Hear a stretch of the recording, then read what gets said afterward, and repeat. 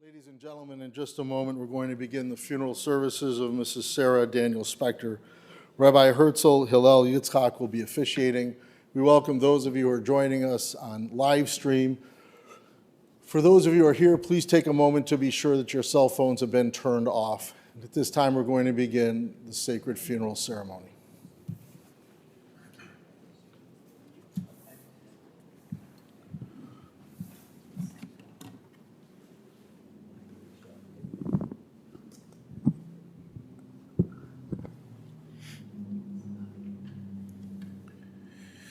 The Psalm of David. The Lord is my shepherd, I shall not want. He makes me lie down in green pastures. He leads me beside the still waters. He restores my soul. He leads me in the paths of righteousness for his name's sake. Though I walk through the valley of the shadow of death, I will not fear no evil. For you are with me. Your rod and your staff, they comfort me. You prepare a table before me in the presence of my enemies. You anoint my head with oil. My cup overflows. Surely goodness and mercy shall follow me all the days of my life, and I will dwell in the house of the Lord forever.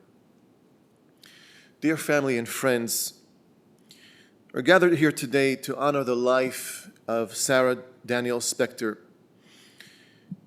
a remarkable woman whose journey was marked by resilience, love, and an unwavering spirit. Sarah was born in Salonika, Greece in 1936 to Mordechai and Bella Daniel, named after her beloved maternal grandmother, Sarah Frances Modiano. From her earliest days, Sarah's life was woven with stories of courage and strength. At just 7 years old, Sarah faced unimaginable challenges when the Greek police came to round up the Jews of Greece. With her uncle Joseph, she fled to the mountains, feeling abandoned and alone, waiting for her family to return. For a child, this was an agonizing time. But it was only the beginning of a journey that would shape her character and her outlook on life. After a month and a half of waiting, Sarah was finally reunited with her family, and together they embarked on a harrowing journey by train from Salonika to Athens. What would have taken 6 hours stretched into 6 grueling days.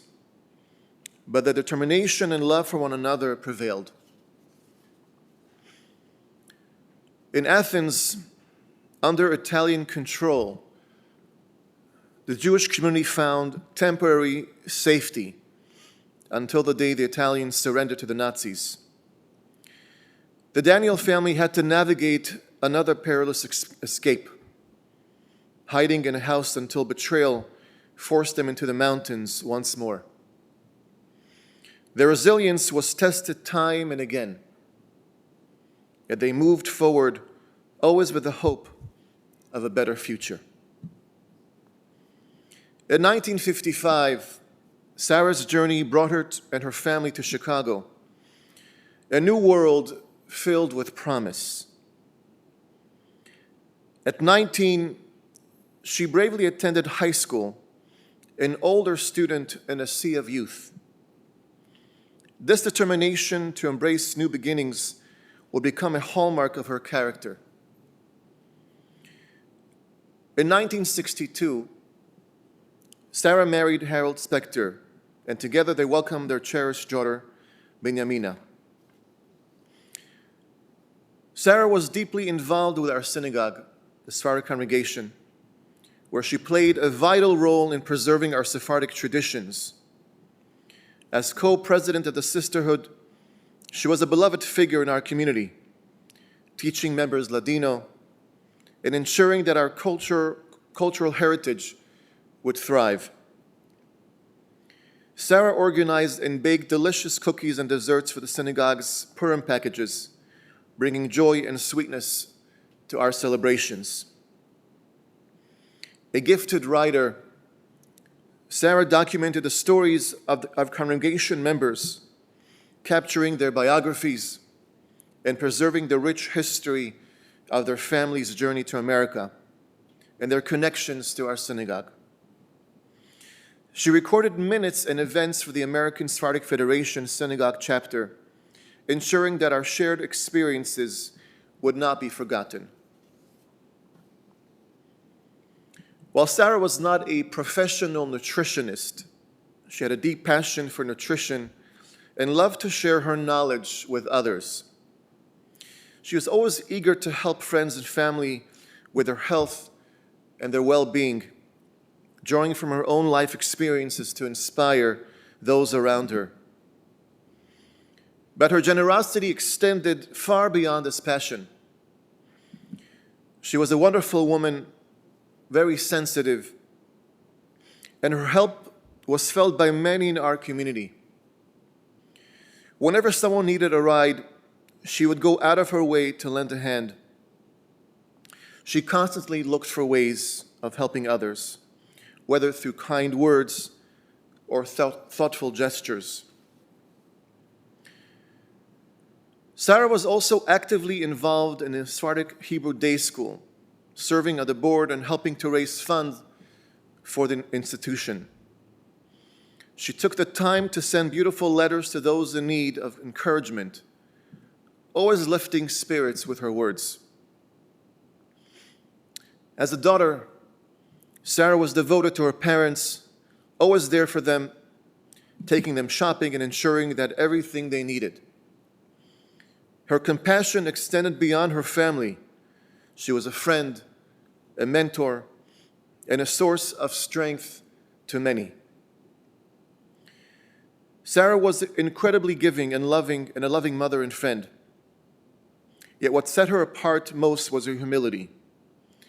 She never sought out or accepted formal recognition for her many contributions. Her laughter, warmth, and resilient spirit touched everyone she met. As we reflect on Sarah's legacy today, let us remember the lesson she taught us to embrace life with courage, to care for one another, and to approach every challenge with resilience. Though she may no longer be with us, her spirit lives on in the hearts of those who knew her. In this month of Cheshvan, a time associated with introspection, let us honor Sarah by cherishing our memories of her. May we carry forward her love and her kindness, and may her life serve as an inspiration to all of us. Thank you, Sarah, for your warmth, for your strength, your love, and the light you brought into our lives. We will miss you dearly, but we will carry your memories with us forever. I will now pass the microphone to Professor Isaac Daniel, who will share a few words with us. Yes? No? Did you say you're going to say a few words? I need my book. You can speak from here if you want. Oh, I see. Okay. Oh. Okay. Thank you, Rabbi. You told my story very well, as I was planning to tell myself. But I'd like to add one episode which explains why Tara's trauma throughout her life, her trauma. When the deportations from Greece started to Auschwitz, they were starting in Salonika at the rate of about 2,000-3,000 people per week in cattle cars. And then I know even a Ladino poem, and 7 días encerrados en vagones de BMAs. Una vez a los 3 días nos quitaban a airear. So 7 days we were locked in cattle cars, and once in 3 days they let us out for some air. Madre mía, mi querida, ya tuviste el zehut de morirte en tus tierras y no pasar por el uluk. Mother dear, my dear, you had the merit, the zehut, to die in your own country because she had died before, and de morirte en tu tierra, to die in your country, and no pasar por el uluk. Uluk is a Turkish word, means chimney, and did not go through the chimney of Auschwitz. Yeah. And then, Padre mío, mi querido, ¿quién te le iba a decir que tú con tu hermano ibas a venir a Auschwitz? Ese padre, madre, hermanos y hermanicas, father, mother, brothers and sisters, saliendo en el Dios del mundo, saliendo de Jajish, standing before the God as my supplicants, que me dé salud a mí, to give me health, y me quite de estos campos, and get me out of these camps, para was echar Kaddish, so I can say Kaddish for you. He was the only survivor. His name was David Haim. He survived, went back to Israel. That's it. That's the story of 7 days. Yeah. It's David Haim. So anyway, I keep thinking of that. Anyway, but going back to Sarah Singh, Sarah had an agonized life because deep down in her hair, she was traumatized because what happened? It was Tuesday, April 27, 1943. It was Shevi Shel Pesach. And my father said to me and my brother Aaron, you want to come with me? There's services in the synagogue. There's still a few people. Some Jews had already left the town, so out of precaution, about 130 people. But the rest of the people stayed in the community, 680 Jews. My father says, you want to go to the synagogue? My brother Aaron said a premonition, says, I don't feel like. And I said, I'll go with you. I went with my father. And then my uncle Joseph, whose son Nico attends services at a Sephardic synagogue, he had already sent his family of 10 children and wife to the mountain village. He was all alone, left at home to take care of some minutes, make some less arrangements, and he came to a synagogue too. So, and then all of a sudden, in the middle of a Passover service, 3 policemen showed at the door, blocked the front door. There was a couple with them. He says, God, don't worry, continue the service, don't worry. And my uncle Joseph asked my father, what shall we do? Well, you already have your family out in the mountains. Get out of here as best you can. How? So my father, my uncle, and myself escaped through a side door that went through the women's section of the synagogue, and we left. We're the only 3 people who ever survived the service. Anyway, so we went home, and my mother says, okay, now you boys, my father and myself, and Aaron, get out, try to escape, find our friend, a farmer in the mountains, stay there, and send him here to take me out and the kids, discreetly. We went out, we tried to walk, came to the river where there used to be a bridge. The bridge was broken, and then a farmer who recognized my father says, don't go to the bridge. There are Germans checking everybody there. We had to turn back. We had no choice. We went back, slowly. It took some time. We reached back, and we found my mother hiding in the basement. She was hysterical. She says, if you were here 5 minutes before, they would have caught you, because they were here looking. So anyway, we stayed in the basement hiding, and may find some other opportunity to escape. However, we were betrayed by some new neighbors. And the Greek police came. Okay. They said, we have no choice. We have to arrest you. Take. Now, if they arrested a Jew in hiding, the response was shoot him on the spot. There was no other things. I remember I read about the Ben Rubi family. There was this guy, Asher Ben Rubi, a widower with 7 children. He was hiding with the 4 children in one house and the other 3 children in another house. He was arrested. He and his 4 children were shot on the spot. The other 3 children survived. Anyway, so we were hiding in the basement, find out how can we escape. The only hope we had is my mother had been born Italian citizen. They had some kind of a thing there. Okay, so anyway, we were betrayed. We were arrested, taken in front of the German commander, who was standing on a high spot. He says, why didn't you surrender like the others? and the Greek interpreter wouldn't tell him exactly what my mother was saying. My mother was a meager knowledge, a little German, Italian, French, Yeah, he told to the German, he bypassed the interpreter, she bypassed, and told the German commander, mein Vater war Italienisch. Ich bin Italienisch geboren. The German commander stops. Oh, I see. Well, anyway, we had to investigate that further, which means we were not shot. And that was, anyway, we were deported. We were deported to the transit camp Baron Hirsch, waiting for the next train to Auschwitz, was coming in a few days. Anyway, all right, so yeah.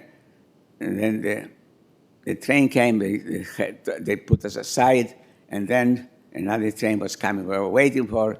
Finally, I don't want to go to details. It's in my book, So the intervention, and then they tried to appeal for that few cases where the wife or the mother had been born Italian citizen.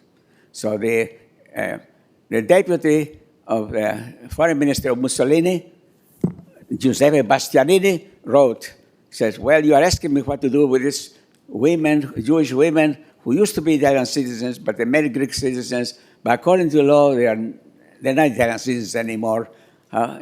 So we cannot recognize the Italian citizen. However, second paragraph, it's not a very clear-cut case. We have to investigate that further. Why don't you take these families out of the camp temporarily, send them to the Italian zone in Athens, and then we will deal with this situation. We'll find out what to do.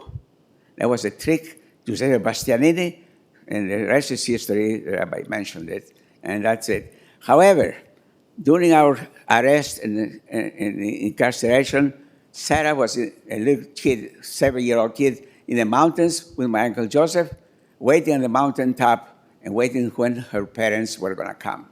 She had no idea what was happening. She thought, as a child, that her parents simply abandoned her. And that's what traumatized her for the rest of her life.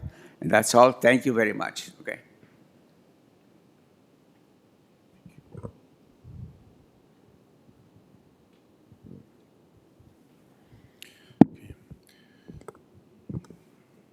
Please rise as I say this prayer. You can remain seated if you need to. No, I'm going to say a tefillah. צדיק אתה אדוני וישר משפטיך, צדיק אדוני בכל דרכיו וחסיד בכל מעשיו. צדקתך צדק לעולם ותורתך אמת, משפטי אדוני אמת, צדקו יחדיו. באשר דבר מלך שלטון ומי יאמר לו מה תעשה, ובאחד מי ישיבנו.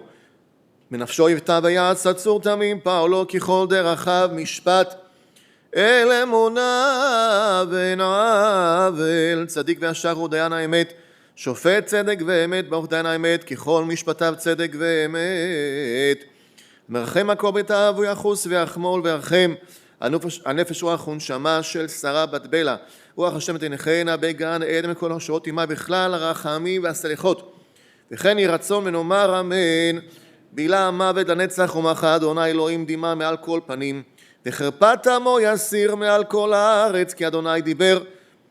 יחיו מתיך נבלתי יקומו, נקיצו ורענו שוכני עפר, כי טל אורות עליך, וארץ לפעים תפיל, ורחו מכפר, עוון לא ישחית, וירבה להשיב אפו ולא יקרם אותו, ובירושלים תנוחמו.